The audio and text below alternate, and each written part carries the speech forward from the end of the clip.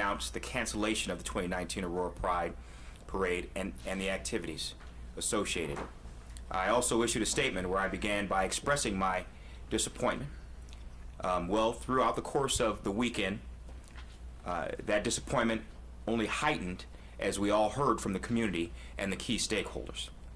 Much of the conversation centered on a new special events ordinance, which in part passes along costs to private events, such as the Pride Parade, to the event organizers, and the actual cost of $28,000 for this event.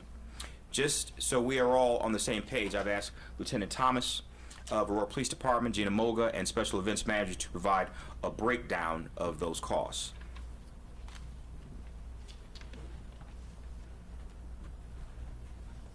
Speaking just solely for the police department, there's multiple components to policing any event. Traffic control, crowd management, operational readiness, intelligence. So when we determine a staffing need for an event, we look at all those components. The numbers, I don't know, were they on the screen? Okay. The numbers you are seeing are strictly the officers that will be hired to work this event. There are a number of officers who have the ability to exchange their regular duty days, and they will also be at the event, working the event, but I'd rather not provide the exact number of officers who will be policing this event, because that could compromise our ability to successfully police this event. So the breakdown is solely for the officers who are going to be hired overtime to work that event. And that breakdown, as you see, amounts to $18,943.80, which includes lieutenants, sergeants, patrolmen, and cadets to assist in that. Is that correct? All right. So now, Ms. Moga, if you would give the other breakdown. Of course. Okay. So the breakdown for everything not related to APD for the event would be the crowd control barricades at a cost of $7,000. The other barricades that the street department delivers, which you'll see are $240. The dump trucks, which are a security measure that we, along with a lot of other communities, are doing, as well as some street department and fire department personnel. Which gives a total cost of $9,456. All right, as I said in my statement Friday, I don't believe a monetary gap should stop the momentum gained from last year's inaugural parade. Indivisible Aurora announcement on Saturday, which is an amount of $11,000 raised thus far by the organization, which leaves $17,000 to be raised. Let me ask the Executive Director of Indivisible Aurora, Chuck Adams, to join me. Chuck and his team worked hard last year to put on a magnificent event.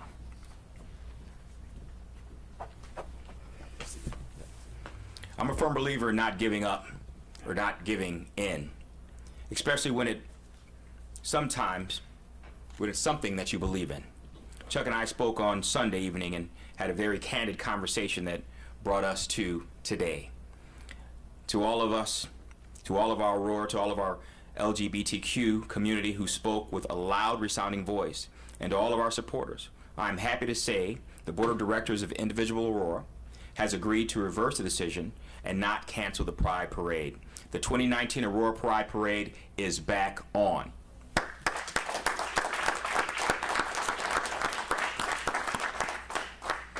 However, now the work begins to raise the necessary funds to have another amazing event. This is not an insurmountable goal, but it is a goal that must be met expeditiously. For the sake of planning for the event, a 2-week window opens today to raise those funds. From now until the end of the month on Tuesday, April 30th, Indivisible Aurora will lead the campaign and reach out to individuals, residents, businesses, and organizations near and far. I am committing the city to assist with that publicity so that we can cast a net far and wide. In addition, we have made Indivisible Aurora aware of the city's neighborhood festival funding, which grants to groups hosting public events that acquaint residents with each other while educating participants about the Aurora community.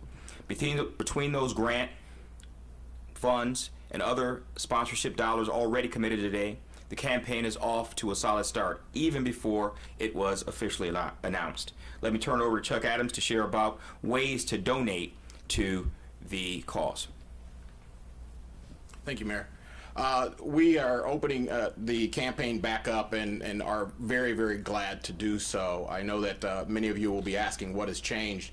And what has changed for Indivisible Aurora, quite frankly, is just the ferocity and intensity, the sense of ownership that folks had for this parade. That came through over this weekend. I know that I felt it. I think the mayor felt it as well, and led us to continue having conversations to look for a fiscally responsible way forward.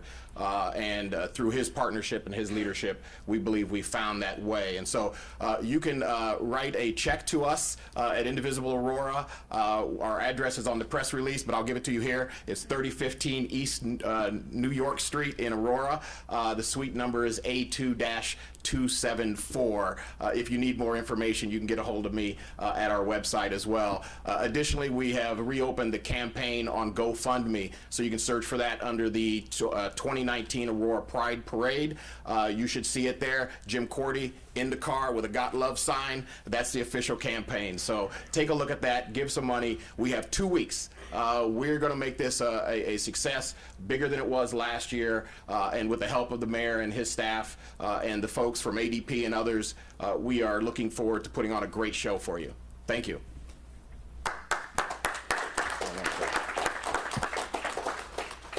So now we'll open it up for any questions that the media may have.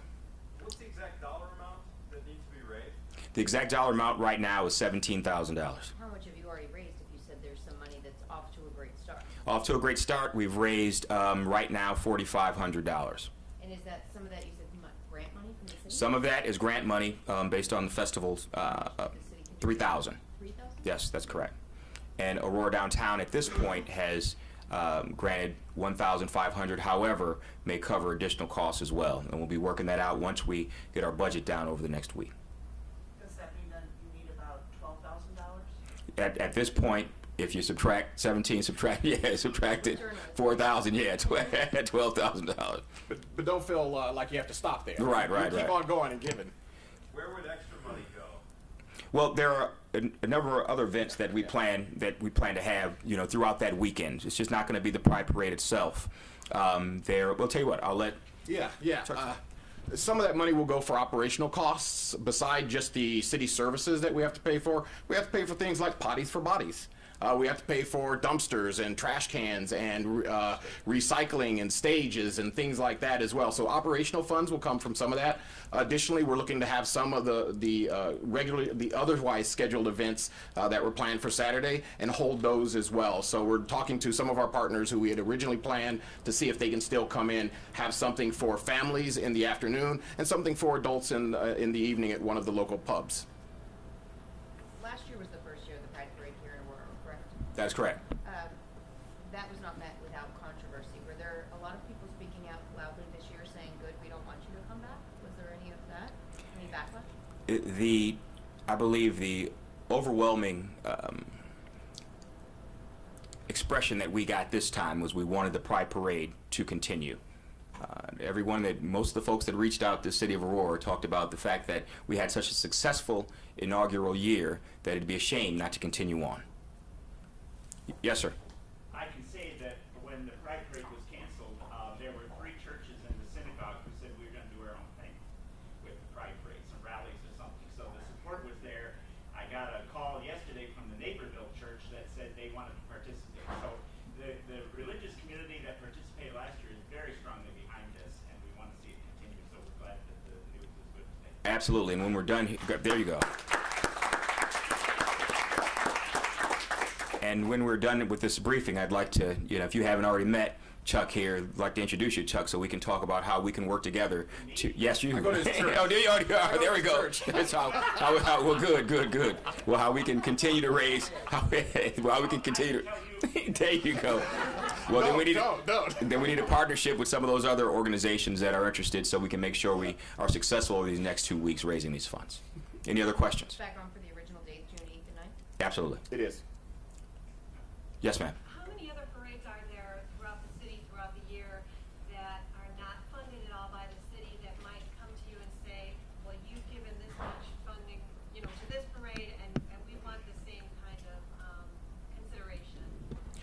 Well, we'll continue to work with any organization or group that wants to put on an event in the city of Aurora, and recognizing the costs for police and safety of our of our citizens. We know that there's a burden that has to be met. So what we'll be doing as a city, as administration, is talking about how we can help these organizations meet this burden. We've got to ensure our safety, ensure that we have the requisite amount of police officers and barriers, make sure we have everything we need to keep our citizens safe. But knowing that costs money, we're going to try to meet in the middle the best way we can. Are there any retired police officers or even police officers that want to help the cause that could actually volunteer and not cost the city money? Well, I won't speak on that. I'll let the police department speak on whether that's even a possibility. Okay. Sure. Are there other parades that have been canceled? Hold on one second. Questions on that? Is there any chance that any police officers that want to volunteer to help the cause? Yeah, we need, they rely heavily on volunteers. Yeah, the success of the parade really last year was because of the partnership that we had working with Indivisible Aurora and educating them on some of the challenges they might face as a volunteer. And so anybody that wants to volunteer would be welcome, whether it's retired police officers specifically or anybody. Is there any way increasing the number of volunteers could actually decrease the costs that the city has to pay? As far as the police security, department? Right. No, the volunteers have a different role from the okay. police department, yeah. Thank you. You had a question over there, ma'am. Have any other parade organizers told the city this year that they are canceling parades? One other. City crosses. And which parade is that? That was the Puerto Rican parade. And when typically is that held? The last week in July. Mayor, could you explain which of the parades are sort of covered under this and which aren't? Because there are some that are city parades, right? Memorial Day Parade, 4th of July Parade, and Fiestas Patrias are considered city sanctioned parades. Veterans Day. And Veterans Day. How much was Indivisible Aurora? Were they charged anything last year for police, fire, city services? Actually, I'll have legal counsel answer this question. Last year, Indivisible Aurora would reimburse the city $7,000, and according to the totals we had, it was $41,730.26 with police services, ILEAS, street workers, and miscellaneous, including the barricades. The cost that I'll answer, and I'm going to answer that too. I'm here on behalf of the Aurora Puerto Rican Cultural Council, and our parade was canceled this year due to the cost involved. We're very saddened because we've been around for 47 years, and the opportunity that's being offered to the Pride, I believe it should be offered to us as well. So I am interested in talking to someone about that, because we've been around 47 years. Totally understandable. And I'm sure after this media briefing that someone from the administration will definitely be reaching out to you. What was it, Mr. Lord, you had a question? I think I asked. Did you? Just to be clear, I'm sorry, there's a question. I have a question regarding the barricades. I understand it's a new safety feature for the parades to have, which is a good thing according to experts in this. Is the city considering purchasing barricades since the cost is so high and there's so many parades happening in Aurora every year?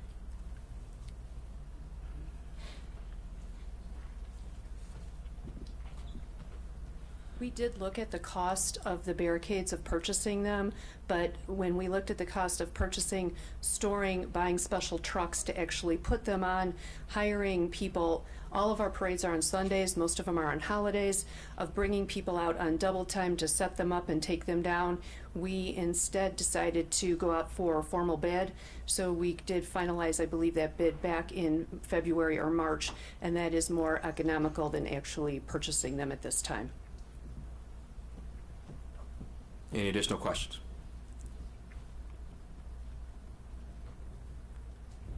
All right. Well, thank you very much for coming out and participating in this briefing. We'll see you in a couple weeks.